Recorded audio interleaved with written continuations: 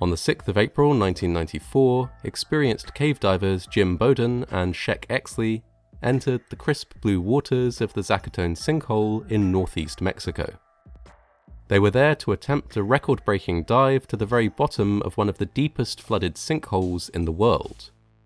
It was an attempt that had been months, if not years, in the planning, and it was an attempt from which, unfortunately, only one of them would return alive.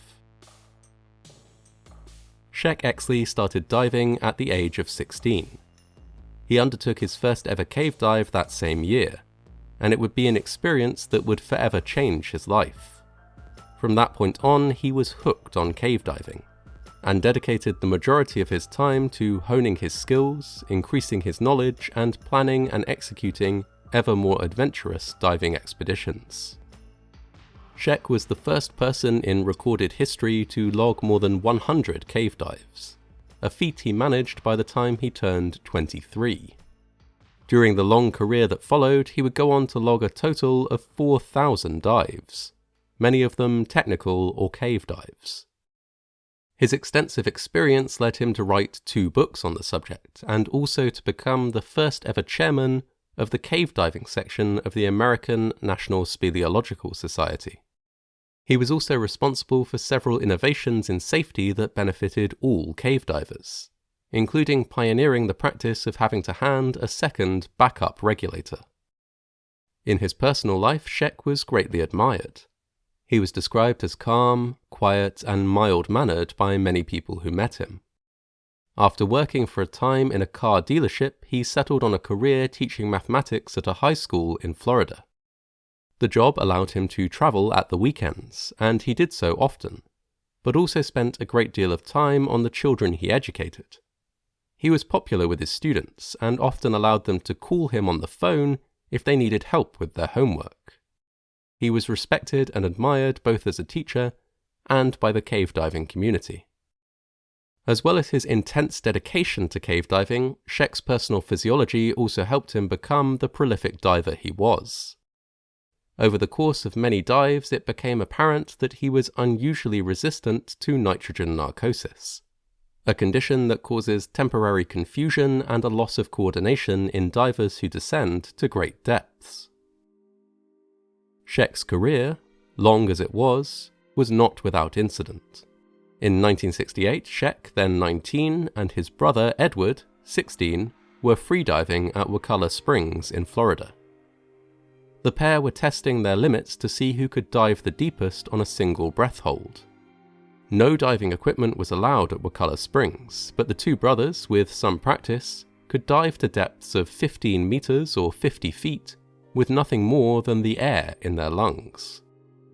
During one such dive, Edward ran out of air before he could return to the surface. Shek, already exhausted from repeated freedives, ran to his car to retrieve an oxygen tank he had stored there, but collapsed before he could use it to try and rescue his brother. Another diver who happened to be present was able to use the tank to retrieve Edward, who passed away later that day in hospital.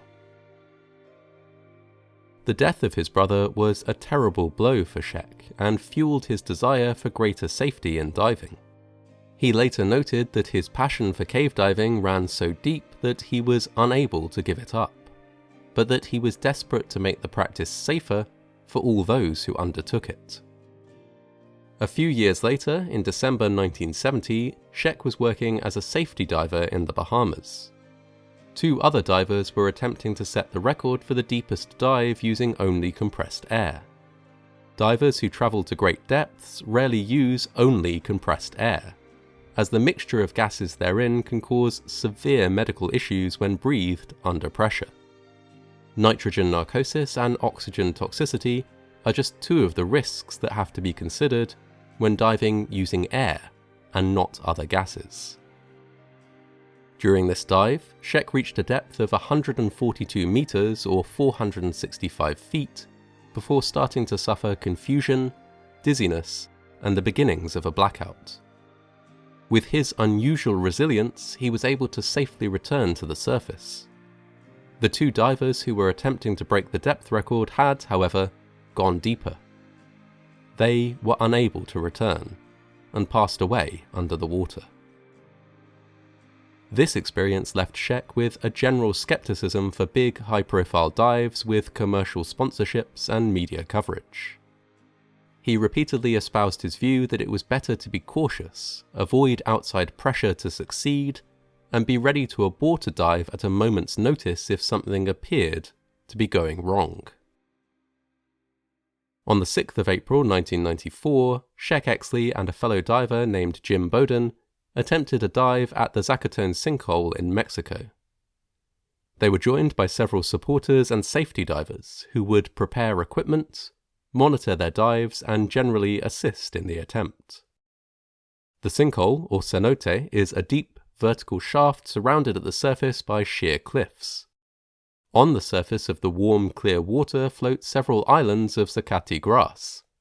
It is from these that the sinkhole gets its name. Rather than risking the sheer cliff walls above the main pool, Shek and Jim would enter the water from a side pool and swim through a short tunnel to the main pool before beginning a rapid but carefully controlled descent to the bottom, over 300 meters or 1,000 feet below. They would descend in parallel, following separate weighted lines spaced a short distance apart.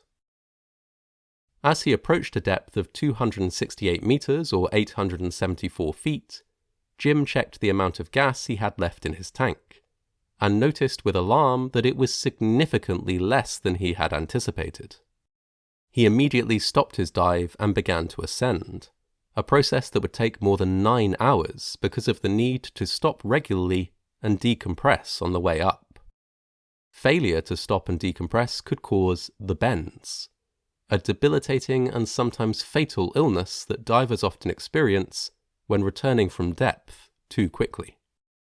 The reason why Jim had less gas available than expected has not been definitively determined, but could be due to a number of factors.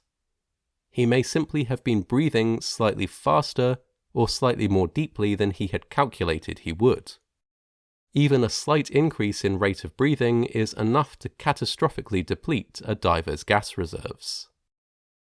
While Jim ascended slowly to the surface, a safety diver followed Shek's line down to try and determine what had happened to him. Had he also used up more gas than anticipated? And if so, why hadn't he turned around? The safety diver was unable to see him, but did spot the laminated pages of his dive profile floating up towards the surface, a definite sign that all was not well. Less than 20 minutes into the dive, it became clear that Shek Exley would not return. His body would be recovered a few days later when the support team returned to remove the equipment they had put in place for the dive. It appeared that he had deliberately entangled himself in the line. Other divers have speculated that he did so when he realized that he was in fatal difficulty, in order to make the subsequent retrieval of his body easier. As to exactly what difficulty had ended his life, there were no certain answers. One likely scenario was that he suffered high-pressure nervous syndrome, a disorder caused by rapid changes in pressure which can cause convulsions, tremors, nausea, dizziness, and confusion. These symptoms, while not immediately deadly in and of themselves, might have distracted Shek from the fact that he had used more gas than anticipated, resulting in further complications as the dive progressed. Equipment failure or a sudden blackout are also possible explanations.